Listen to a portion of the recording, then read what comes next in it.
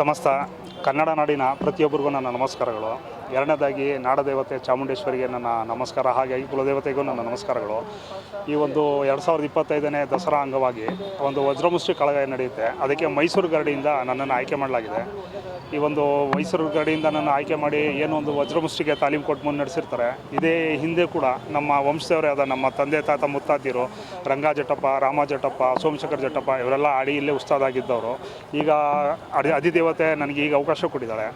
ಈಗ ಈ ಯದುವಂಶಕ್ಕೆ ಹಾಗೂ ನಮ್ಮ ಕುಲದೇವತೆ ನಿಂಬಾಜಾದೇವಿ ಚಾಮುಂಡೇಶ್ವರಿಗೆ ನಮ್ಮ ರಕ್ತ ಕೊಡಲಿಕ್ಕೆ ಸಿದ್ಧರಾಗಿದ್ದೇವೆ.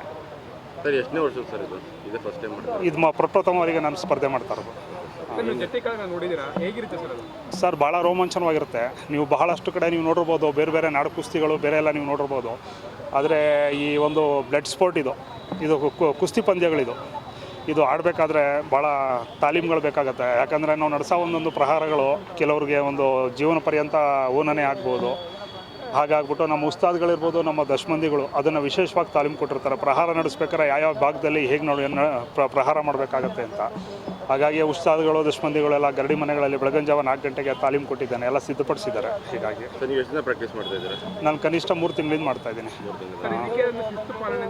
ಹೌದು, ಪ್ರತಿಯೊಂದು ಇರುತ್ತೆ ಸರ್. ಹೊರಗಡೆ ಎಲ್ಲೂ ಹೋಗೋಕ್ಕೆ ಬರೋಲ್ಲ. ಆಮೇಲೆ ಬೆಳಗಿನ ಜಾವ 4 ಗಂಟೆಗೆ ಹೇಳಬೇಕಾಗತ್ತೆ. ಬೆಳಗ್ಗೆ 4 ಗಂಟೆಗೆ ಎದ್ದು ಕನಿಷ್ಠ 3 ಕಿಲೋಮೀಟ್ರ್ ನಾವು ಜಾಗಿಂಗ್ ಮಾಡಬೇಕು. ಆಮೇಲೆ ಅಂಗ ಸಾಧನೆಗಳಿರುತ್ತೆ. ಉಸ್ತಾದ್ಗಳು ದಶಮಂದಿಗಳೇ ಮುಂದೆ ನಿಂತ್ಕೊಂಡು ಎಲ್ಲ ಕೆಲಸಗಳನ್ನು ಮಾಡಿಸ್ತಾರೆ. ಇದು ನಮ್ಮ ಒಂದು ಗರಡಿ ಮನೆಯಲ್ಲಿ ನಾವು ಯಾವಾಗ ಶ್ರಾವಣ ಮಾಸದಲ್ಲಿ ಮಟ್ಟಿ ಕಟ್ತೀವಿ ಆವಾಗ ಇದು ಕಂಕಣ ಕಟ್ತಾರೆ. ಕಂಕಣ ಕಟ್ಟಿದಾಗ ಈ ಕಂಕಣ ಒಂದು 5-6 ಜನ ಕಟ್ಟಿರ್ತಾರೆ. ಅದರಲ್ಲಿ ಯಾರನ್ನೋ ಒಬ್ಬರನ್ನವರು ಆಯ್ಕೆ ಮಾಡ್ತಾರೆ. ಎಷ್ಟು ಗಂಟೆಗೆ ಶುರುವಾಗುತ್ತೆ, ಎಷ್ಟು ಗಂಟೆಗೆ ಮುಗಿಯುತ್ತೆ ಸರ್? ಅದು ರಾಜಪುರೋಹಿತರುಗಳು ಆಮೇಲೆ ನಮ್ಮ ಯದುವಂಶದವರು ಆ ನಕ್ಷತ್ರದ ಮೇಲೆ ತೀರ್ಮಾನ ಮಾಡ್ತಾರೆ ಎಷ್ಟು ಯಾವ ಸಮಯ ಪ್ರಾರಂಭ ಆಗುತ್ತೆ ಅಂತ. ಕೆಲವು ಸಂದರ್ಭದಲ್ಲಿ ಸಂಜೆ ಹೊತ್ತು ನಡೆದಿರೋದು ಇದೆ, ಕೆಲವೊಂದು ಸಂದರ್ಭದಲ್ಲಿ ಬೆಳಗಿನ ಜಾವ 6 ಗಂಟೆಗೆ ನಡೆದಿರೋದು ಇದೆ. ಮುಂದೆ ರಾಜಪುರೋಹಿತರುಗಳು ಯಾರಿದ್ದಾರೆ ಅವರು ಆ ನಕ್ಷತ್ರಗಳು ಸಮಯ ಸಂದರ್ಭಗಳನ್ನ ತೀರ್ಮಾನ ಮಾಡಿ ನಮಗೆ ಅಂತಿಮವಾಗಿ ವಿಚಾರ ತಿಳಿಸ್ತಾರೆ. ಆ ಸಂದರ್ಭಕ್ಕೆ ನಾವು ತಾಲೀಮು ಮಾಡಿಕೊಂಡು ತಯಾರಾಗಿ ಬರ್ತೇವೆ. ಅರಮನೆಯಿಂದ ನಮಗೇನು ಒಂದು ಗೌರವಧನ ಅಂತ ಕೊಡ್ತಾರೆ. ಆ ಯಾವುದೇ ಒಂದಕ್ಕೂ ನಾವು ಬರೋಲ್ಲ. ಹಿಂದೆ ನಮ್ಮ ಪೂರ್ವಜರೆಲ್ಲ ಈ ಒಂದು ಸೇವೆ ಮಾಡ್ಕೊಂಡು ಬಂದಿದ್ದಾರೆ, ಈಗ ನಾವು ಮಾಡ್ಕೊಂಡು ಬರ್ತಾಯಿದ್ದೀವಿ. ಇದು ನಮ್ಮದು ಬಂದಿದ್ದೇನೆ ಜಟ್ಟಿಗಳು ಅಂತೇಳಿ ಪ್ರಖ್ಯಾತಿಯಾಗಿದೆ.